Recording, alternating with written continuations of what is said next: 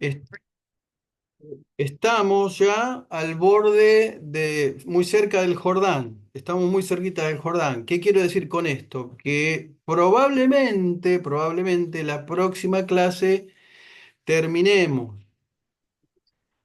¿Por qué? Porque vieron ustedes, habrán notado que el mayor volumen de la clase la ocupa el Génesis, ¿no? Que es intenso, que tiene mucha más historia, muchísimo más, mucha más doctrina.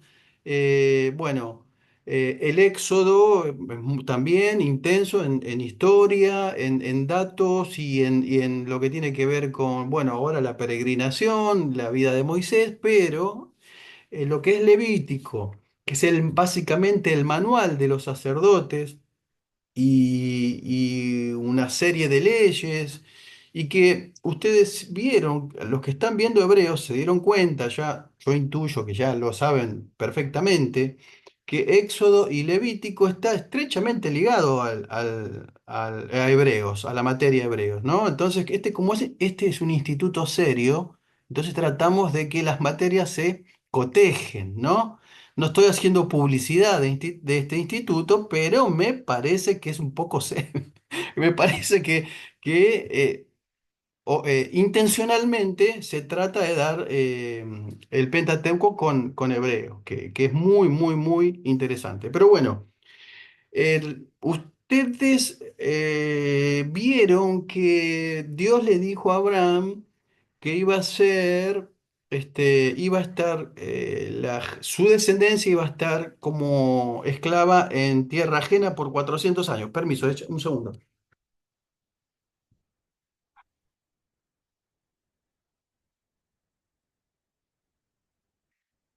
Recuerda, ¿no? Porque este es un dato que eh, se pasa por alto, pero es interesante porque dice el de Éxodo, cuando están en la salida, ya cuando vimos la salida, 12:40, dice el tiempo de los hijos de Israel, el tiempo que los hijos de Israel vivieron, noten esta palabra, vivieron en Egipto fue 430 años.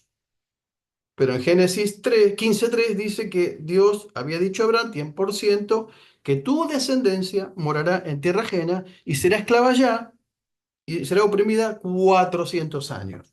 Entonces, ¿cuánto tiempo estuvo cautivo o en esclavitud el pueblo de Israel? ¿400 años o 430 años? ¿Cuánto tiempo? 4:30. No, en realidad, escuchen, porque dice, Éxodo 12:40 dice, vivieron en Egipto 430 años. Es muy difícil cotejar las fechas, las edades y el tiempo que estuvo Israel oprimida en Egipto. Entonces, ¿cómo se hace el conteo? ¿Desde dónde se parte el conteo? Bueno, ¿saben desde cuándo? Desde el nacimiento de Isaac. ¿Recuerdan el nacimiento de Isaac? ¿Recuerdan el nacimiento de Ismael? ¿Recuerdan?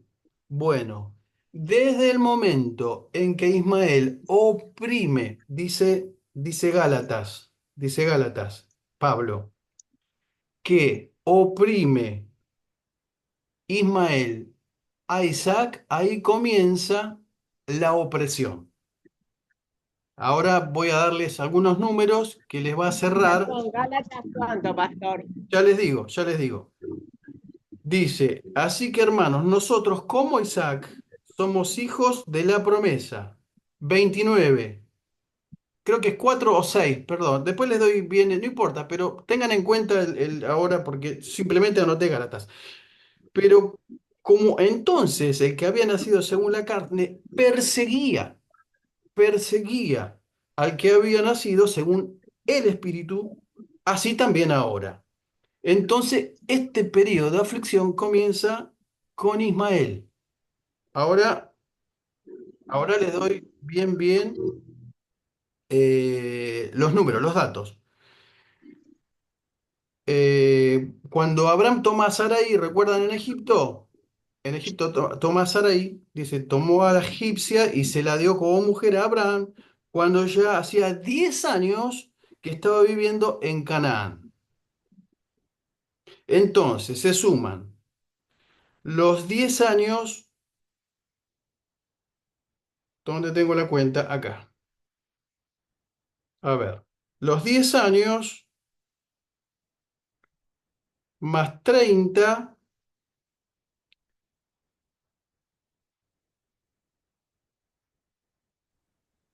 pero ¿dónde está en la cuenta? Dios mío. 30. Perdón, José, recuerden que además, como dice la escritura, como Dios le dice a Abraham que su descendencia, no Abraham, su descendencia iba a estar cautiva en tierra ajena, recuerden ustedes que es una cadena de experiencias que tienen Jacob en tierra ajena, donde es de alguna manera oprimido por el suegro Labán, después José y Jacob y José.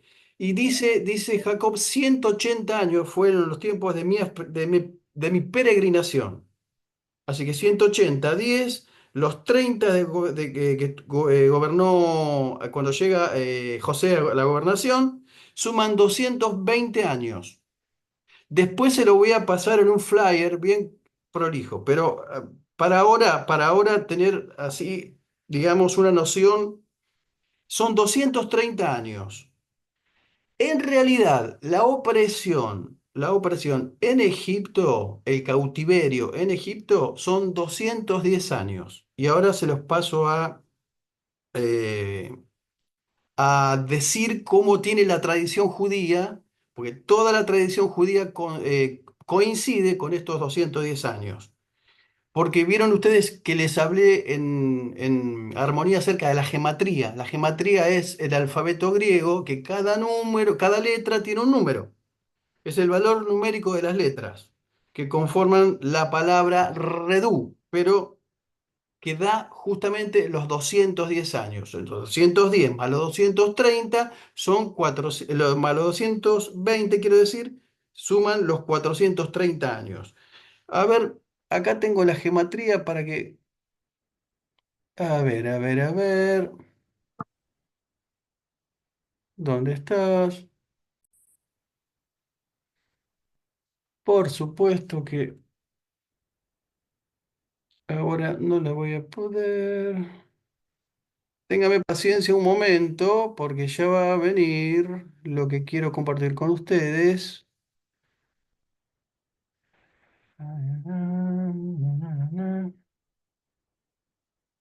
¿Y dónde está? Bueno,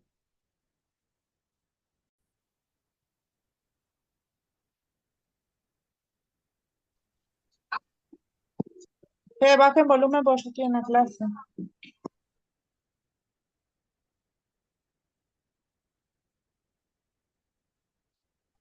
Sí, me lo pasa. Ya está, es para que cuando vaya al banco lo tenga. acá está. Bueno, esta es la gematría, ¿ven? Cuando en Génesis se le dice, Moisés menciona que los hijos de Israel descienden a Egipto, bajan a Egipto, esa palabra es redú y se compone con tres letras, que es Reish, no sé si la ven ahí, lo estoy señalando, ¿la pueden ver? El número 200, que es Reish, después la número 4, que es Dalet, y la número 6 que es Vav. ¿La ven? ¿La pueden ver? Sí, sí. Bien, eso suma 210 años. Entonces, en la tradición judía, porque si ustedes hacen los números, digamos, abuelo de pájaro no les da 400 años en Egipto, 430 años, ¿sí? Entonces, cautivos, cautivos, cautivos. Después que muere José, son 210 años. ¿Sí? Pero se toma en cuenta desde la opresión de Ismael a Isaac. Después les doy los numeritos, todos bien, bien, bien prolijitos, ¿sí? 200 más 4 más 6 son los números de la gematría que da 210. Bien, entonces, para situarnos más o menos en línea de tiempo, ahora estamos en el año 1500, 1500 antes de Cristo, ¿sí? Hablemos entonces del santuario.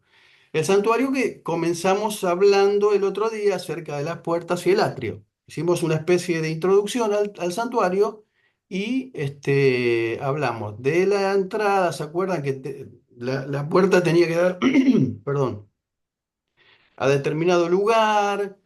Y el atrio de afuera y el atrio de adentro, que estaban custodiados por los levitas, para que la gente, digamos, tenía que tener unos 900 metros aproximadamente, al cerco, el perímetro, donde la gente ni los animales se podían acercar, y después el atrio interior. Pero vamos a hablar del santuario propiamente dicho, porque a partir del capítulo 25 de Éxodo, digo bien, Moisés le dedica 15 capítulos para explicar de manera minuciosa cómo iba a construir el santuario, cómo deberían ser sus muebles, sus materiales, las fiestas, las vestiduras de los sacerdotes. Era un santuario portátil, porque vamos a ver que los enseres tienen argollas para ser transportados por barras, y con sus límites muy, muy bien marcados. Ahora, dentro del cual estaba, dentro de esos límites estaba muy bien marcado lo que era el lugar santo, el lugar santísimo, y y que contaba de dos partes. Entonces, el lugar santo, el lugar santísimo. Y en digamos, el mueble más importante, el más relevante, era el que estaba en el lugar santísimo, es decir, el arca del pacto, del testimonio. Y era una especie de maqueta didáctica, donde el pueblo, en realidad la nación de Israel, por más de 1500 años, eh, señalaba algo. Era la sombra, como dice del libro de Hebreos, era la sombra de lo que iba a venir.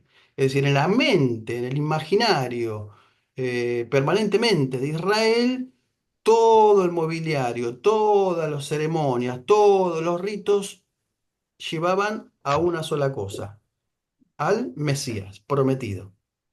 Todo tenía un significado en el santuario, los muebles, los materiales, cada fiesta, nada era por casualidad. Y bueno, dentro del tabernáculo había 7 muebles. Los 7 muebles que lo vi y me gustó compartirlo, a ver si lo puedo compartir por acá. Y otra vez se me va, pero ya viene. Téngame paciencia, un minutito. Acá está. Este es. Pastor Rubén, Sí, buenas noches. buenas noches. Bendiciones. Nosotros con el pastor Varas, Gustavo Varas, en, no me acuerdo, perdón, se me hizo una nube de la materia. Él nos había dicho que había como 3 puertas que se llamaban el camino, la verdad y la vida en el tabernáculo. Ajá, Em, alguien está enseñando alguna herejía acá. No, no, tranquilo, tranquilo. Tran- Tranquilos, tranquilos. Perdón, y encima lo nombré al pastor. No, sí, está bueno, eso está bueno porque hay que ponerlo en evidencia. No, Tranquilo. Gracias, Después, ahora le vamos a preguntar al pastor Gustavo gracias hermana, si la se verdad que me dio acuerda. una mano perdón, terrible. perdón, porque a mí me quedó eso grabado porque no lo sabía y digo, wow, qué bueno, pero perdón. Probablemente el pastor Gustavo contemplaba el velo, seguramente. Pero bueno. Bueno, Ahora le preguntamos. No, no hay problema, no hay problema. Sí, sí, sí es que se acuerda. Bueno, acá está la distribución de lo que serían los enseres, el mobiliario, en forma de cruz. Son 7 en realidad, aunque ahí parece, digamos, ahí se contabilizan 6, son 7 los elementos más importantes porque el arca es el arca propiamente dicha y sobre el arca está el propiciatorio, ¿sí? Bueno. Entonces, básicamente tiene dos puertas, a menos que se contabilice el velo. Es la puerta de entrada y la puerta al tabernáculo. ¿Vamos bien, Pastor Gustavo? ¿Sí? Esto es sin filtro, sin red, ¿eh? ¿Vieron? Esto es así. Eso es lo interesante de... Diego también nos había enseñado así, el camino, la verdad y la vida, las tres puertas. Sí, Ay, me quedo tranquila entonces, son perdón, son perdón. esos vientos de doctrina que aparecen cada tanto. No, tranquilo. Seguramente era una interpretación que ahora vamos a hablar acerca de eso. Porque lo importante acá es que todo, absolutamente todo el mobiliario, todo lo que tiene que ver con los ritos, las ceremonias, todo absolutamente tiene una sola dirección, señalar a Cristo. Y si es el camino, la verdad y la vida, y si es la luz del mundo en el candelabro, todo señala a Cristo y su obra redentora, ¿sí? Bueno, eh, a ver, ¿dónde vamos? ¿Qué pide Dios para la construcción del tabernáculo? Esto es importante, es muy interesante. ¿Qué es lo que pide Dios para... dos cosas básicamente es muy importante. Primero, una ofrenda voluntaria. Todo el mundo debía ofrendar algo, pero voluntariamente.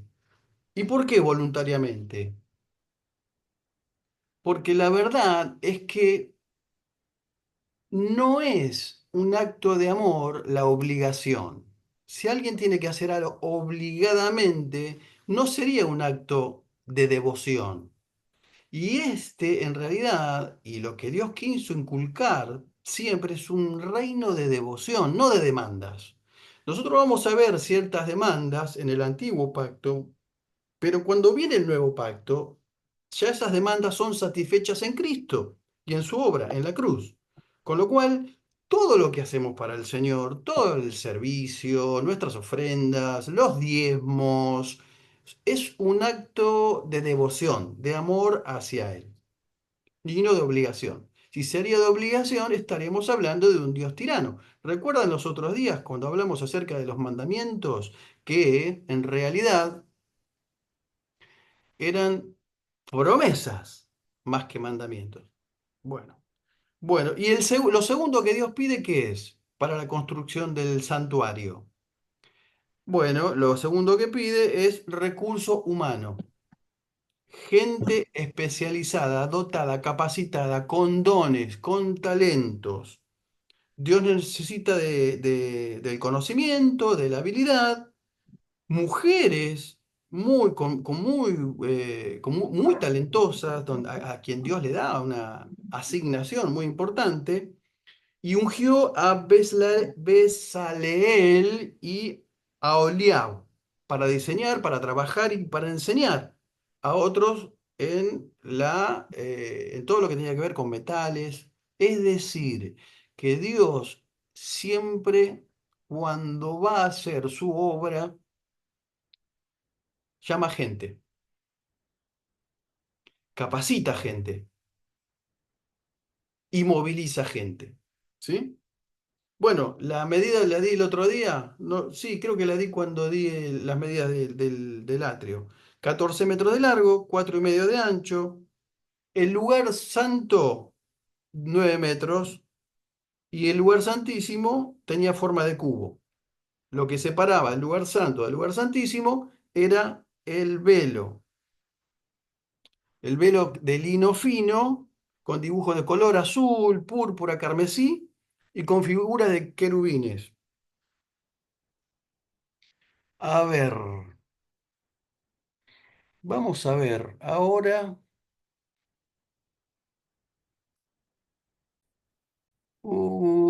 esto.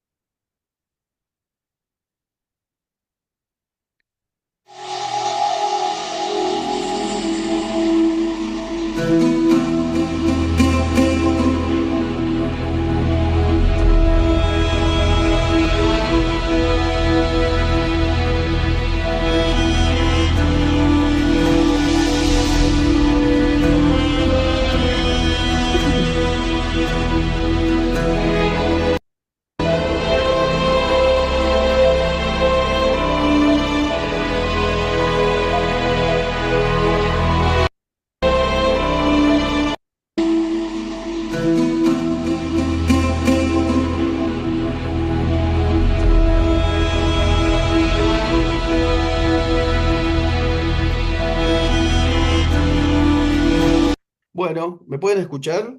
Lo primero que encontramos apenas se atraviesa la primer puerta es el altar de bronce o el altar del holocausto. 21 del 1 al 8, 38 del 1 al 7. Estaba hecho de madera de acacia, recubierto en bronce, 2,5 metros de ancho y de largo, 1,5 de alto. Interior hueco, en cada esquina un cuerno que sobresalían en las puntas. ¿Lo vieron? ¿Lo pudieron apreciar?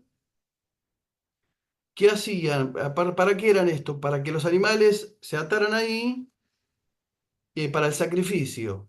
En el Salmo 118, 27 lo especifica. Si alguna persona era perseguida, después lo vemos esto en Primera de Reyes, podía llegar hasta ahí, tomarse de los cuernos para obtener misericordia y perdón. Su finalidad era, entonces, presentar sacrificios.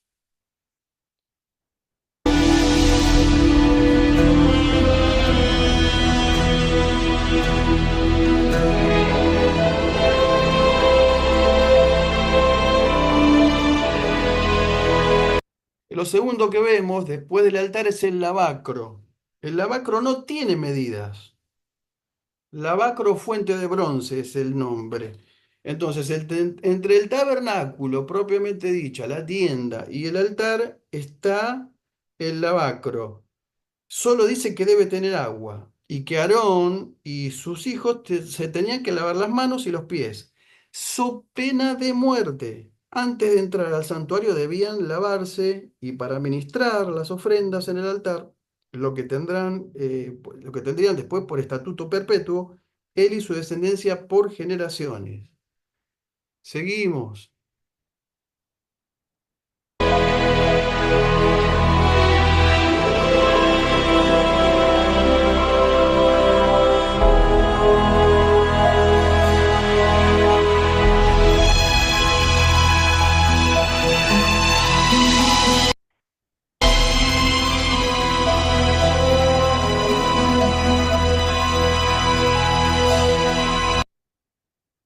Las cubiertas lino fino, perdón, digo, sí, bien, azul, púrpura, carmesí y con figuras de querubines. El cielo raso y tenían 1,5 de largo, 1,5 metros de largo, perdón, 12,5 metros de largo y 1,80 de ancho. Dice, cose 5 costuras una sobre la otra, lo mismo que otras 5. Y pone unos ojales de cordón morado en el borde de la primera cortina de un grupo y también el borde de la cortina del último grupo. Tanto a la cortina del primer grupo como a la del segundo debes hacerle 50 ojales, de manera que queden uno frente al otro. Haz también 50 ganchos de oro para enganchar al grupo de cortinas al otro grupo, de modo que el santuario forme un todo. Bueno, entonces las cortinas, la última cortina era de piel de tejones, de foca. Entonces, 3 cubiertas y el cielo raso.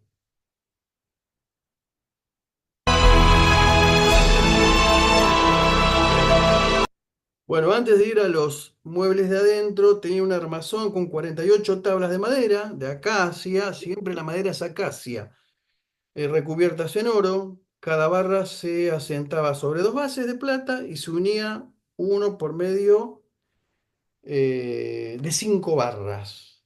Vamos con el primer mueble que está a la izquierda. Cuando uno entra por la puerta principal, vamos con el primer mueble que está a la izquierda, que es el...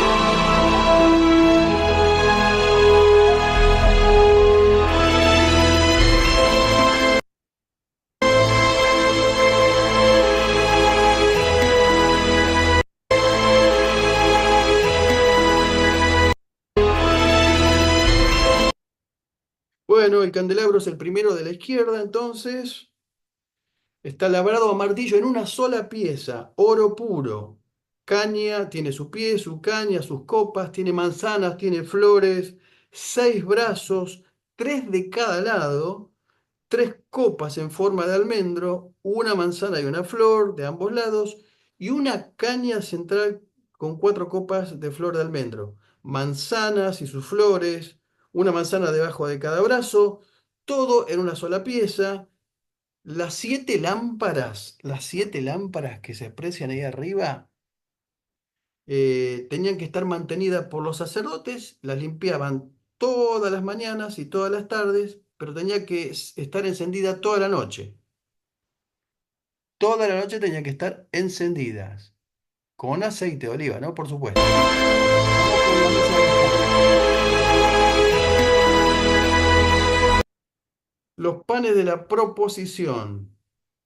También madera de acacia revestida en oro, 91 centímetros de largo, 46 de ancho, 67 centímetros de alto. Todos los sábados los sacerdotes ponían 12 panes, panes ácimos, sin levadura, y retiraban los viejos. Esto los comían los sacerdotes en el lugar santo. Vamos con el del mes.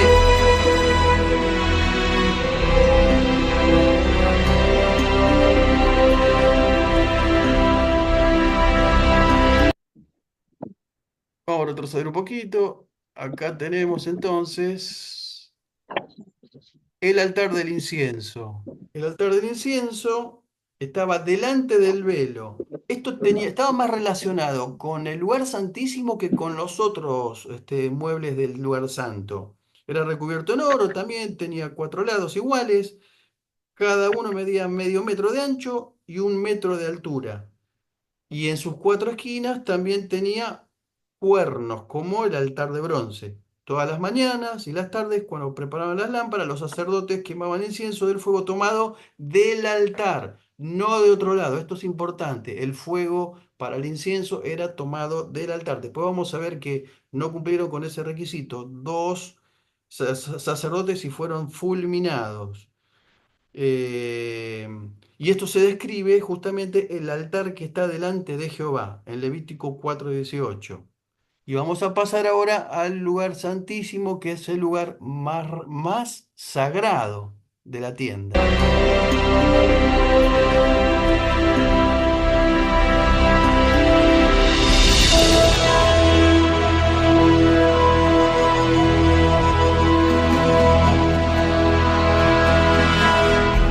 Bueno, el arca de la alianza o el arca del pacto contenía. El arca del pacto entonces contenía, lo propiamente dicho, el arca y arriba la tapa, que era donde estaba el propiciatorio. 2 querubines con las alas cubriendo el lugar, digamos, el lugar donde Dios descendía, o donde Dios se manifestaba con la Shequina, que significa morada. Era un cofre de 1,15 por 70 centímetros de acacia recubierto en oro, por dentro y por fuera. Y los querubines estaban labrados, enfrentados con sus alas, cubren el sitio llamado entonces propiciatorio. Eso está hecho de una sola pieza, oro de una sola pieza, de la misma manera que el candelabro. Y ahí es donde Dios entonces se manifestaba. Yo sé que muchos de ustedes ya conocen, ya vieron maquetas, dibujos, pudieron apreciarlo bien. Era un videíto en 3D que me pareció apropiado, que es más o menos lo que ocurría, lo que sería el tabernáculo. Este modelo de santuario es el modelo del templo con las mismas proporciones, pero con los mismos muebles, con el mismo mobiliario. El templo que edificó Salomón tenía justamente estas mismas medidas y estos mismos muebles. Es que por más de 1500 años, en realidad, por 1500 años, Dios estuvo manifestándose, mostrando primero en la tienda, después en el templo, la obra redentora de Cristo.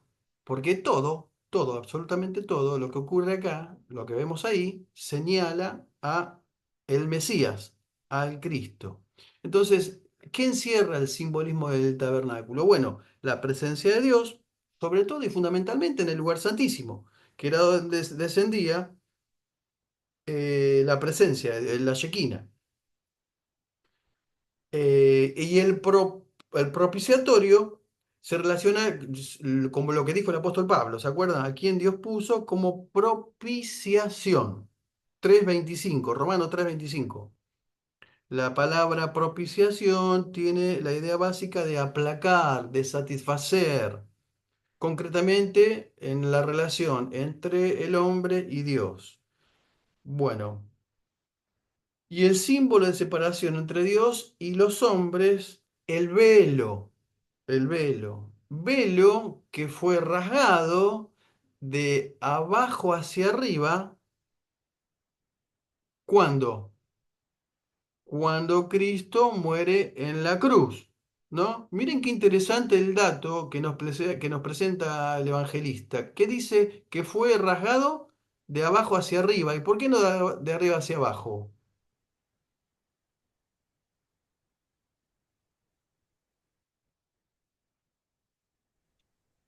Perdón, al revés, de arriba hacia abajo, no de abajo hacia arriba. Lo dije al revés, perdón.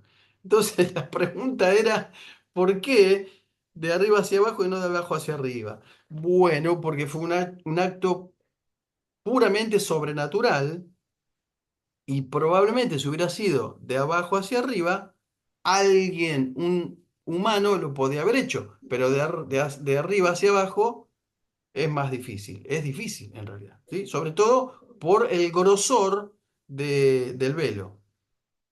Bueno, dicho esto acerca del tabernáculo, ¿alguien te haga alguna pregunta? ¿Alguien quiere aportar algo acerca del camino, la verdad y la vida? No sé, ¿alguien quiere decir algo acerca de, o preguntar algo acerca del mobiliario, del tabernáculo? Eh, una pregunta. Sí, Humberto. El velo que se rasgó estaba ubicado en la entrada al lugar santísimo. Es lo que divide el lugar santo al lugar santísimo. ¿Separaba? Claro, es lo que divide. Ah, ¿Por listo. qué? Gracias. Porque en el lugar santísimo solo, sí o sí puede entrar una sola persona, el sumo sacerdote. No los sacerdotes, sino el Un sumo sacerdote, sí. sacerdote. ¿Y El cuándo? sumo, Una vez al año, una vez por año. Sí. para el día de la expiación. Lo vamos a ver después con las fiestas. Y eso, todo ese simbolismo, ¿de qué habla? De Cristo, nuestro gran sumo sacerdote, que entró al cielo en su sacrificio una vez y para siempre por todos nuestros pecados, para expiar todos nuestros pecados. ¿Sí? Después vamos a ver la solemnidad de ese día, porque ese era un día solemne, sumamente solemne, de aflicción, el día de la expiación. Después de la Pascua es la celebración o la conmemoración más importante del pueblo. Son 7 fiestas, 4 en primavera y 3 en otoño. Ahora la vamos a ver. Después, o esta clase o la otra clase, con más detalle la vamos a terminar viendo las fiestas y sobre todo el sacerdocio. Pero vamos entonces con ya entrar al Levítico, porque ya está el tabernáculo erigido, ya está armado, ya está todo listo para el ritual. ¿Y qué es lo que ocurre? Cuando termina el libro de Éxodo, ocurre que Dios desciende en forma de nube de tal manera, de tal forma que Moisés no podía entrar, no podía entrar. Ahí la presencia de Dios, la gloria de Dios estaba de una manera tan pero tan poderosa que Moisés dice al final del libro de Éxodo, no puede entrar. Pero aquí hay dos razones. Recuerden que Israel viene de cometer un pecado terrible, de violar el pacto. ¿Se acuerdan? Mientras Moisés está recibiendo la consigna, las medidas y todo lo que tenía que ver con esta vida religiosa, santa, el santuario, ¿qué ocurre con el pueblo? Se desenfrena, dice Moisés no viene más, le pide a Aarón que le hagan una imagen, la adoran, hay una fiesta pagana Moisés rompe las tablas. El pueblo está en una situación todavía, aunque Dios lo perdonó, renovó el pacto, pero todavía el pueblo está como inconsciente de alguna manera de lo que es entrar a la presencia de Dios, de lo que es encontrarse con Dios. Entonces, es en este contexto donde aparece el libro de Levítico. Es acá, porque tiene que ver con el acercamiento a Dios. El templo, digamos, sí, el santuario está cubierto por la nube. Y ahí es donde viene el nombre del libro, Levítico, que en hebreo se llama Y él llamó, o como comienza diciendo que Dios llamó a Moisés. ¿Desde dónde? Desde ahí, desde el santuario. En griego, en griego es diferente, porque es la versión de la Septuaginta, por eso se llama Levítico, pero en hebreo es Vayikra, con B corta, Vayikra, que significa Dios llamó o Él llamó. Eso es en el hebreo. Así comienza el libro de Levítico. ¿Qué es el libro de Levítico? ¿Qué es Levítico en realidad? Bueno, básicamente es un manual para los sacerdotes. Es lo que revela de alguna manera a Cristo en sus formas, en sus ritos, en el acercamiento, en la revelación. Recuerden que la manera que va a tener el pueblo ahora de acercarse a Dios es por medio de los sacrificios. Y el medio que tiene de Dios de acercarse a los hombres por medio de la Shekinah, de la presencia. Tienen la nube, tienen el fuego, la columna de fuego, que eso también es símbolo de su presencia, pero la manifestación de Dios es por intermedio de los sacerdotes y del sumo sacerdote, ¿sí? Bueno, entonces la voluntad de Dios era que su presencia se manifestara y Moisés es el representante ahora del pueblo, pero no solamente Moisés va a ser el representante, digo bien, del pueblo, sino que además los sacerdotes. Los levitas van a ser aquellos que cumplen una función dentro del santuario y entonces el libro comienza, el Señor llamó a Moisés desde la tienda. De eso se trata el libro. El tema del libro de Levítico es santidad a Jehová. Lo tienen ustedes ahí en el libro de Pablo Hoff, porque 73 veces aparece la palabra santo. 73 veces. ¿Qué significa santo? Ya ustedes seguramente lo saben. Consagrado, apartado, ¿sí? Apartado para Dios, consagrado para Dios. Entonces, está relacionado con los ritos, los sacrificios, el servicio del sacerdocio. Ahora, no todos los de la tribu de Leví eran sacerdotes. Levita se refería también a los laicos que hacían el trabajo manual en el santuario. El libro tiene una estructura asombrosamente simétrica. Miren, hay tres secciones principales en que Dios provee a Israel para que pueda vivir en su presencia y santidad. Esto es lo que quiere transmitir de alguna manera el Levítico, que ahora el pueblo tiene que despertar una conciencia de que a partir del pacto de Sinaí, ahora ellos son pueblo escogido, nación santa, y ahora esa palabra, santidad, la tienen que tener bien incorporada, el concepto de santidad, la tienen que tener bien incorporada. De hecho, el santuario no era como los templos religiosos paganos. Ellos no pueden entrar, no hay acceso a los hombres a la tienda. Los únicos que pueden entrar son los que ministran en el santuario, los sacerdotes, los levitas. ¿Por qué? Porque tiene que entrar en la conciencia de Israel que no pueden acercarse ellos por sus propios medios, sino que necesitan, sí o sí, de un mediador. Y esto es importantísimo, porque después Jesús cumple con todos esos requisitos. Por eso, nosotros no nos confesamos, no vamos al confesionario, como por ejemplo tiene la tradición de la Iglesia católica, apostólica romana. Nosotros confesamos nuestros pecados y no necesitamos, hoy no necesitamos un mediador entre nosotros y Dios. El único mediador entre Dios y los hombres es Cristo, es Jesús. Y todas nuestras oraciones, todas nuestras peticiones, todas son, por eso decimos, en el nombre de Jesús. Nosotros no tenemos acceso al Padre si no es por Cristo.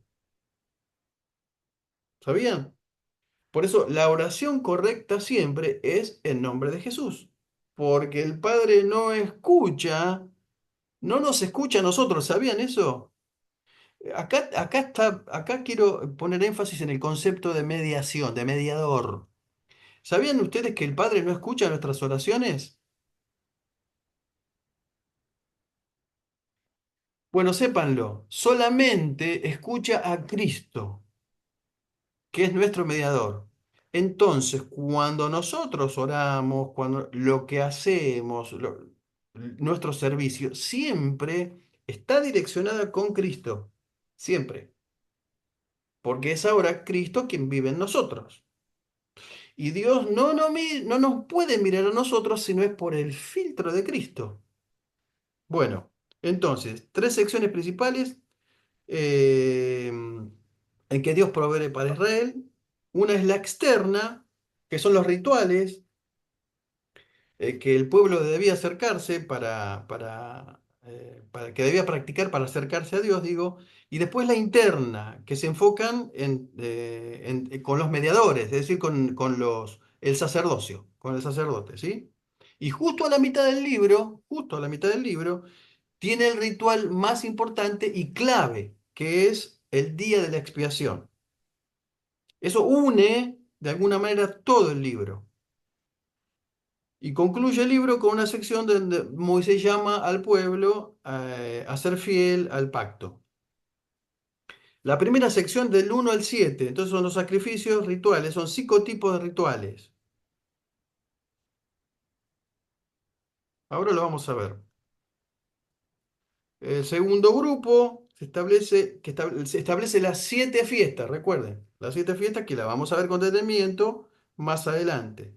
El sacerdocio, del 8 al 19, Aarón y sus hijos son consagrados, que van a ser los representantes de Dios con el pueblo y el pueblo con Dios, y sus dos hijos, Nadab, Abiú, que van a tener un final terrible por lo que dijimos acerca de el fuego extraño que ofrecieron en el altar. Los requisitos para ser sacerdote, 21 y 22. Tranquilo que lo vamos a ver con detalle. 18 y 20, la pureza y moral del pueblo, muy importante. Acá comienza un lenguaje que hasta acá no era muy fluido, pero sí se hace mención, por ejemplo, en Génesis capítulo 9, cuando Noé desciende del arca. Se empieza a hablar de animales puros, impuros, el concepto de moral, de pureza, de impureza, quién es puro, quién no es puro, en realidad quién es puro y quién es inmundo, o qué elemento, qué animal es puro o inmundo, apto para el sacrificio, o la persona contaminada o no contaminada. Lo vamos a ver eso con detenimientos. Entonces, cierta manera de estar puros, por ejemplo, tener contacto con fluidos corporales reproductivos, enfermedades en la piel, tocar moho, tocar hongos o un cadáver, por ejemplo. Eso lo alejaba de lo santo. Eso es todo la imposición para acercarse a lo santo, a lo sagrado. Ahora, tocar ese tipo de cosas era parte de la vida misma, de lo cotidiano. Uno a veces tocaba ese tipo de cosas. ¿Cuál era el mensaje? Bueno, cuando vas a presentarte delante del Señor, purificarte. ¿Sí? Eso llevaba semanas, 1 o 2 semanas, y luego eso se limpiaba. Lo que en realidad estaba mal era presentarse delante del Señor en esa condición. Y en esto Dios tiene que poner énfasis.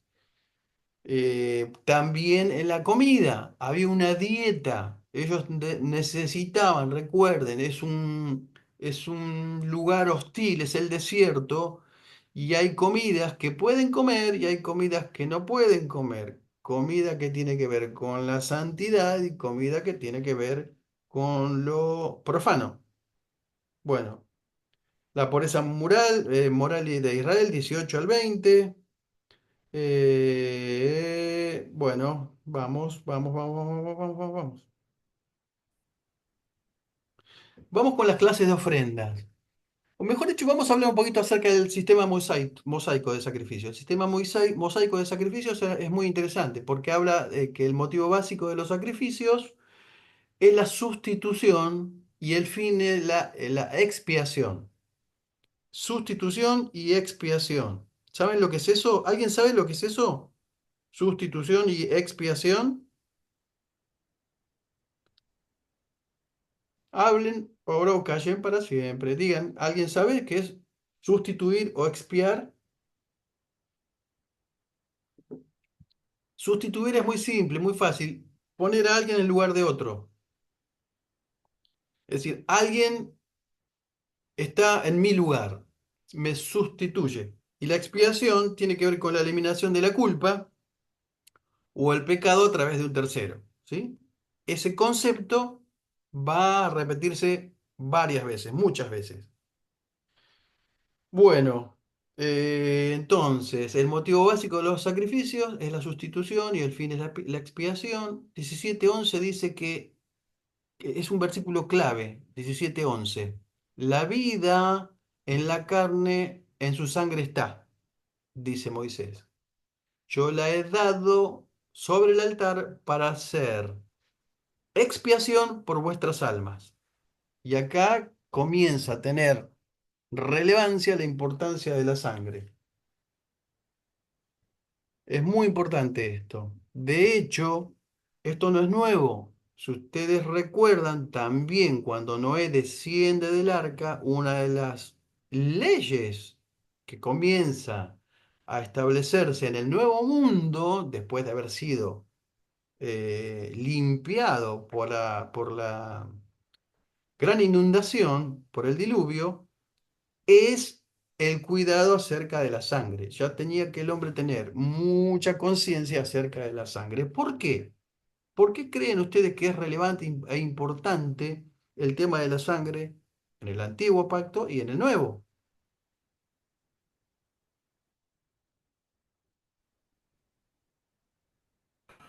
Porque la sangre es vida. Muy bien. ¿Alguien, algún aporte más? Que cubría, ¿Perdón? porque cubría pecados. La sangre, eh, no, la sangre no... Ahora voy a explicar esto después acerca del análisis de los sacrificios. En realidad, muchos de los Tiene ritos... ¿Perdón? ¿Alguien dijo algo? No, digo, tiene algo que ver cuando Moisés en una de las plagas dijo que sangre ahí no iban a ser muertos los primogénitos. Eh, no concretamente. La sangre... Es una idea mía dos nada cosas muy más, importantes. pregunto. Dos cosas muy importantes. Recuerden ustedes que la señal para que el ángel pasara por alto, ¿qué era? Pintar los postes y los dinteles, los marcos de las puertas con la sangre de el cordero. Digamos, no había ningún poder en esa sangre. Cordero. Era el simbolismo. Lo importante acá es saber que esa sangre, la sangre de los corderos, de los machos cabríos, de los toros, eran un simbolismo de lo que había de venir, la sangre de Cristo. Pero también muchos ritos paganos hacían estrago con la sangre.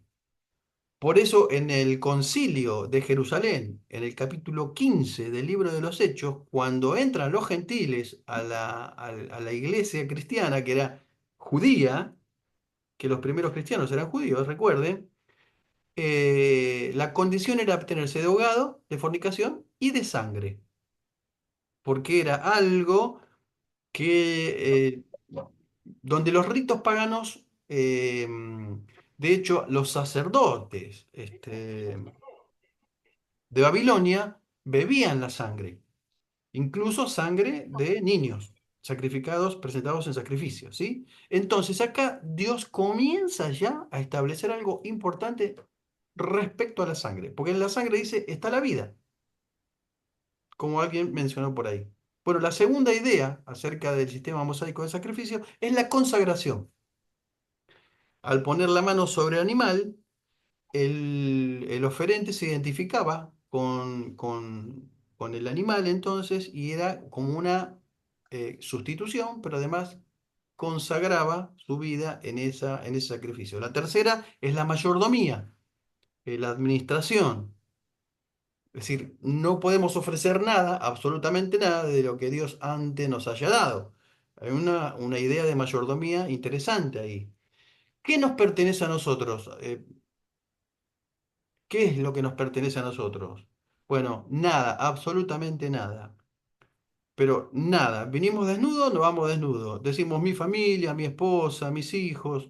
Es una forma de decir, pero todo le pertenece al Señor.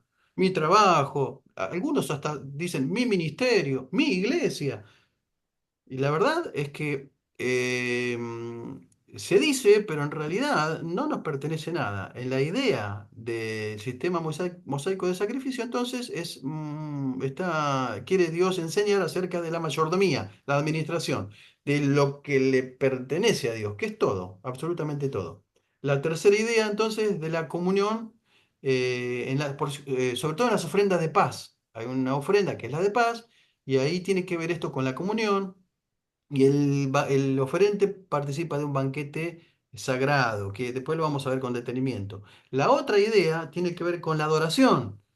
El sistema sacrificial equivale a rendir culto a Dios y de una entrega, de una rendición en ese sacrificio, ¿sí?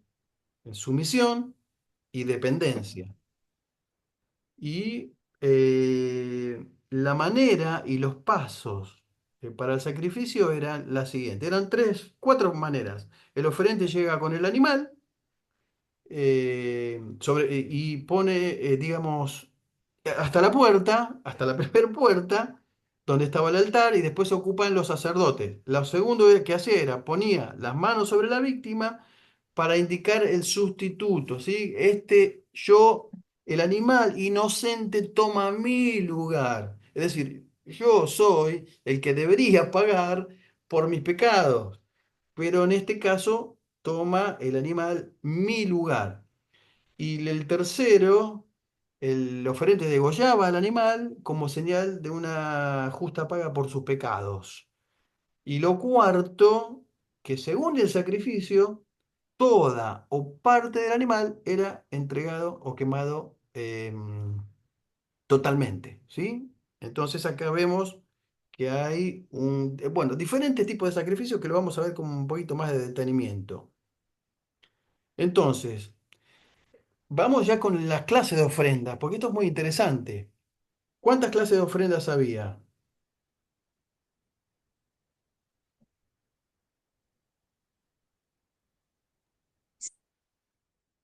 5 clases de 7. ofrenda. La primera es el 5. holocausto, llamado el sacrificio perfecto. ¿Por qué? Porque el animal se consumía completamente. Holocausto significa lo que sube, lo que sube. ¿Vieron cuando Pablo dice olor fragante? Cuando la Biblia menciona olor fragante, aunque tenía aspecto expiatorio, representaba consagración, porque era entregado completo. Olor grato delante de Jehová. Entonces, todas las mañanas y las tardes se presentaba un holocausto, un cordero, por la consagración del pueblo. todas las mañanas y todas las tardes. A los pobres se le permitía otro tipo de ofrenda para el holocausto, palomas, tórtolas. Entonces, el holocausto representaba el sacrificio perfecto. ¿Por qué? Porque era quemado, era entregado completo. Entonces, el paralelismo que hacemos con el sacrificio de Jesús es de alguna manera el holocausto, porque Él se entregó completo. Jesús se entregó completo, sin reservas. La segunda, oblación u ofrenda de alimento. Esto significa acercamiento. Oblación significa acercamiento. No era animal, consistía, perdón, en productos de la tierra que representaban los frutos de las labores humanas. Entonces, harinas, panes ácimos, se quemaba una porción y el resto pertenecía a los sacerdotes. Esto, de acá los sacerdotes podían sustraer para ellos. Y si el que lo hacía era el sacerdote, lo quemaba completamente. Entonces significa la consagración de los frutos de la labor humana. El procedimiento era muy simple. Se echaba aceite sobre la oblación y se lo incluía en panes, tortas. ¿Qué es siempre el aceite? El aceite es símbolo ¿de qué? Del Espíritu Santo, ¿no es cierto? Y también se ofrecía incienso sobre la oblación. ¿Qué simboliza el incienso? Bueno, la oración, la alabanza, la intercesión.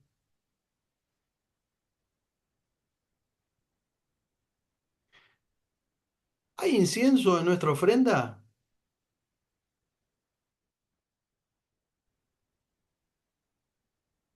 ¿Hay incienso en nuestra ofrenda? Sí.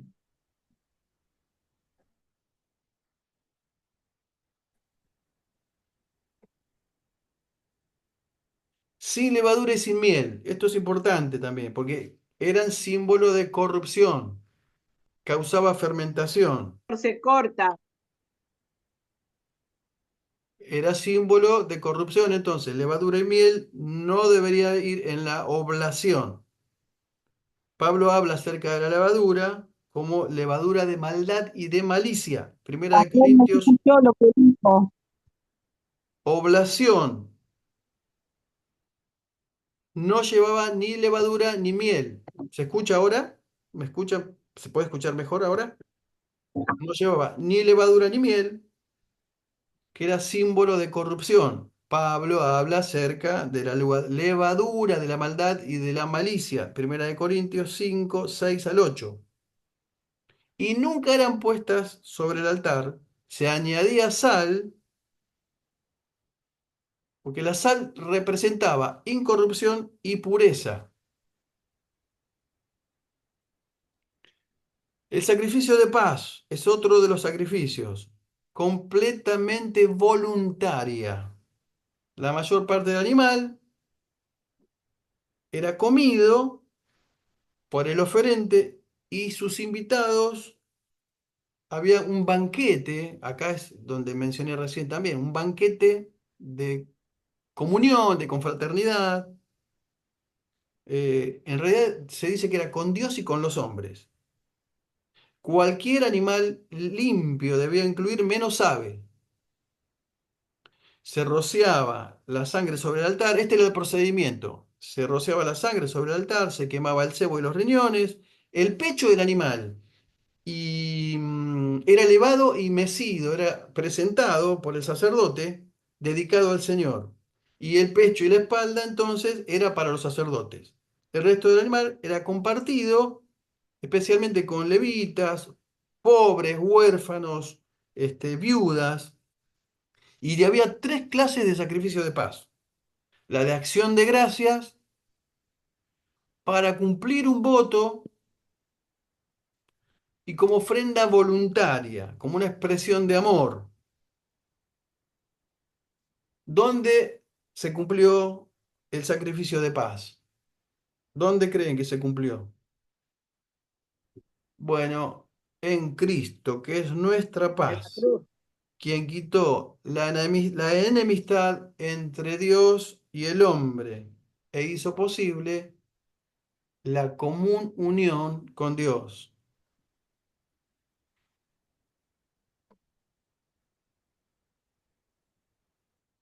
El próximo sacrificio es por el pecado. Esto es por pecados de ignorancia, yerro, faltas como rehusar testificar contra un criminal, por ejemplo. Vieron que hay pecados de omisión, hay de responsabilidad, y eran diferentes según la categoría de las personas que le ofrecía. Por ejemplo, si era por el si era el sacerdote, tenía que ofrecer, perdón, el sumo sacerdote, no el sacerdote, un becerro, porque tenía más responsabilidad ante Dios y ante el pueblo. El animal era más costoso además. Si era un gobernante, un macho cabrío. La persona común, una cabra o un cordero. Los pobres tórtolas, aves o pichones. Y los más pobres que los pobres, una medida de harina. ¿Quién ofreció tórtolas cuando fue presentado en el templo? ¿Quién? José cuando presentaron a Jesús. Los padres de Jesús. Es decir, ¿Jesús era rico? No, No. El dueño del mundo no era rico económicamente. El dueño de todas las cosas no era rico económicamente. ¿Por qué creen ustedes que para cada persona, según su responsabilidad, debía presentar diferentes ofrendas? Diferentes, digo, sí, sacrificios, diferentes animales. ¿Por qué creen? ¿Por qué por qué esta idea?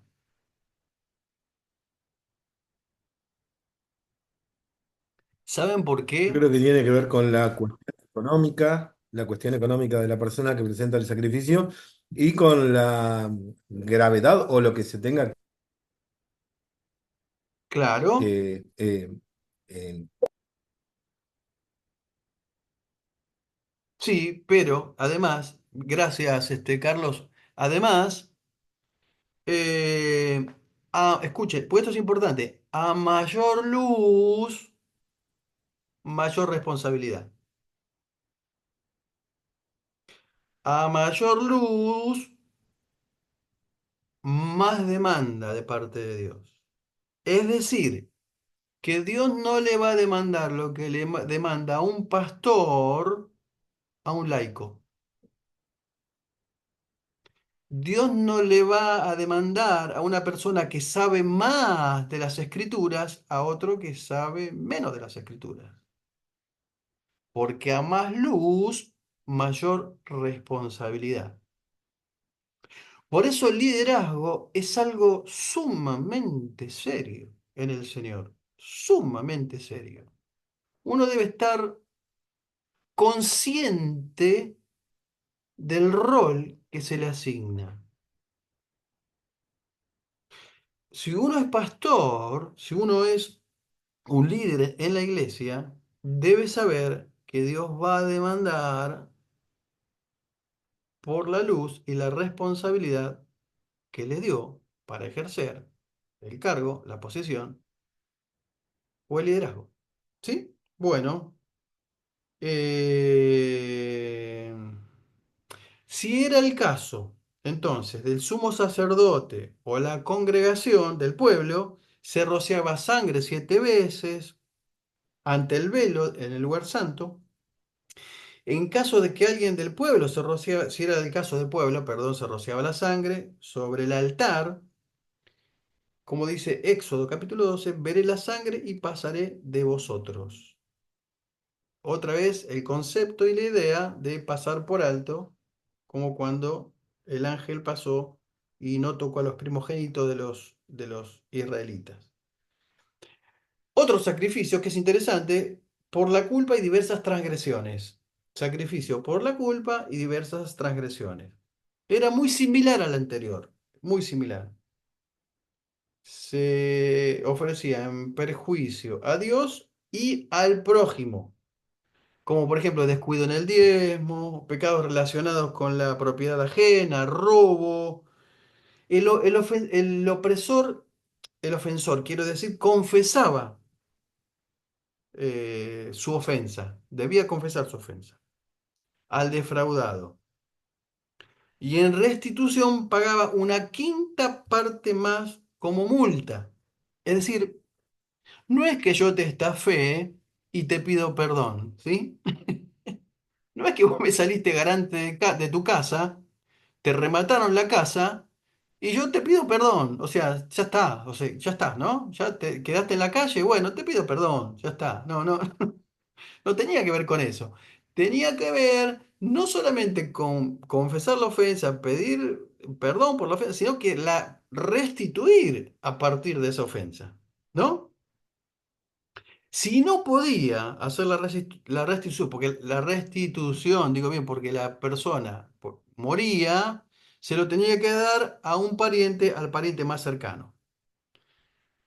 O si no tenía un pariente más cercano, ese pago era para el Señor, lo asumía el sacerdote, lo asumía el sacerdote. Números 5:8. Y ofrecía un carnero como señal de pesar y de arrepentimiento. Porque en realidad la culpa debe movilizar, la ofensa debe movilizar. No, no basta simplemente con pedir disculpas, ¿no? Siempre recuerdo a Pedro. ¿Se acuerdan cuando Dios le dice a Pedro, me amas, me amas, me amas? Bueno, en esa instancia, previo a eso, Jesús se aparece en la playa, ellos están pescando y alguno dice, es el Señor, lo reconocen. ¿Qué hace Pedro? Se tira de la barca y comienza a nadar y llega y ahí es donde tiene la entrevista con Jesús y ahí es donde Jesús le pregunta, ¿me amas? ¿Me amas? ¿Por qué se tiró de la barca y nadó? ¿No podía llegar como el resto de los discípulos en la barca si todos llegaron navegando en la barca? O sea, llegaron con la barca. ¿Por qué se tiró y nadó? Porque es la culpa. Y la culpa muchas veces quiere demostrar el arrepentimiento, ¿no? Por el remordimiento. Bueno, la evaluación de los sacrificios. Esto es interesante porque ahora retomamos una de las preguntas que tuvimos que recién resolver. ¿Qué hacían los sacrificios? No quitaba el pecado realmente. No quitaba el pecado. Porque dice Hebreos, capítulo 10, la sangre de los toros y los machos cabríos no pueden quitar los pecados. Solo la sangre de Cristo puede hacerlo. Pero entonces, ¿qué es lo que hacían los sacrificios? ¿Qué es lo que hacía esa sangre derramada? Crear conciencia del pecado y de que iba a venir uno, por fin, para quitar con el pecado de todo el pueblo y de toda la humanidad. Eran los sacrificios, lo que tenían el sacrificio era un valor temporal y simbólico hasta que Jesús ofreciera el verdadero sacrificio. Entonces, preparó la mente de los hebreos para entender la idea de la expiación y la redención. Bueno, ¿vamos bien hasta acá? ¿Vamos bien? ¿Alguna pregunta? Más o menos, pastor, porque se corta mucho, pero bueno, veremos la grabación. Bueno, Pero sí, sí. que los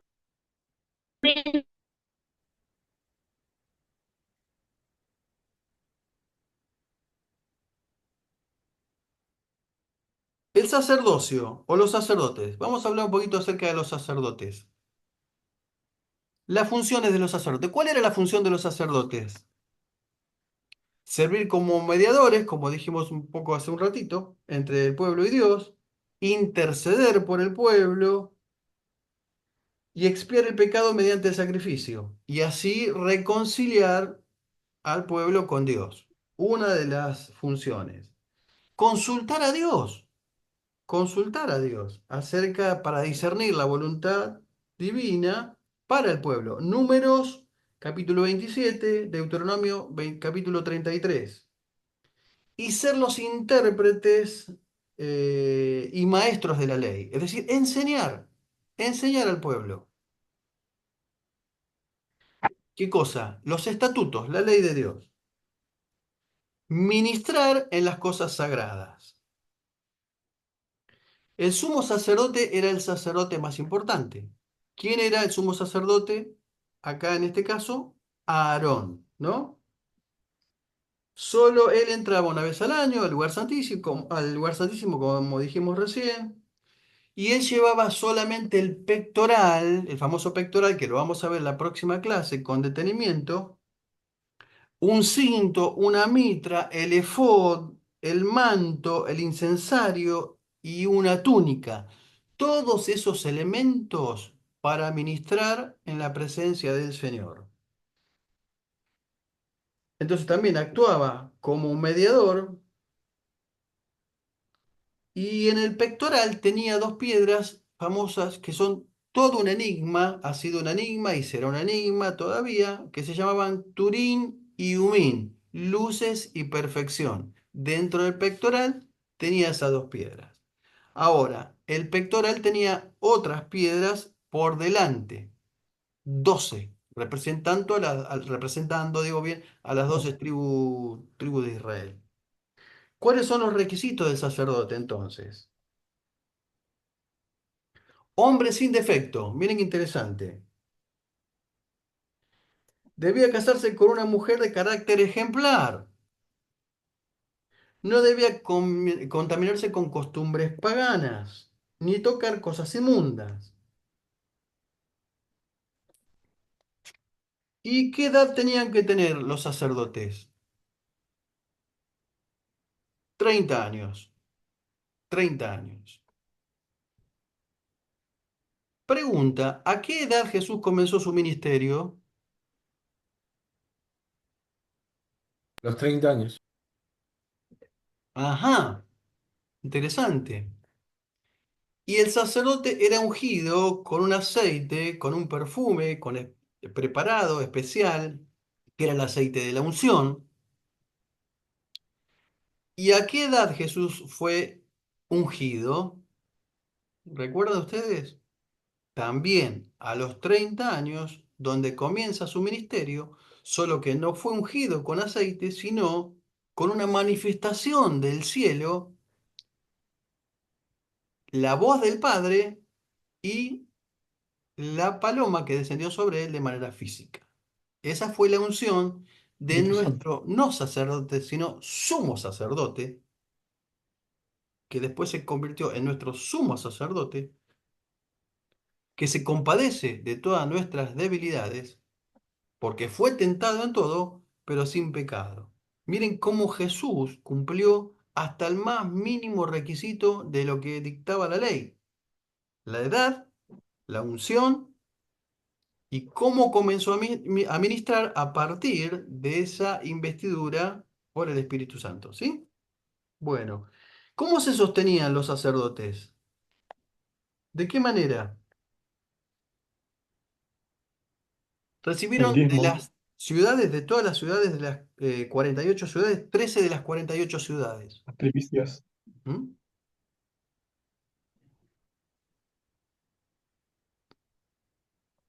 Y por medio de los diezmos. Después lo vamos a ver cuando el pueblo ya está introducido a la tierra, cómo se establece eso, y después cuando, en la orden del templo digamos, en el ritual del templo, cómo se establece, se instituye eso.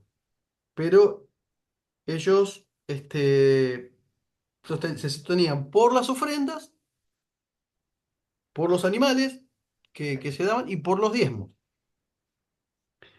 Y la Las consagración de los primicias. sacerdotes está en 29 y en Levítico 8, Éxodo 29 y en Levítico 8 y 9. En presencia de todo el pueblo se ungía con el aceite y era toda una ceremonia muy, pero muy, muy eh,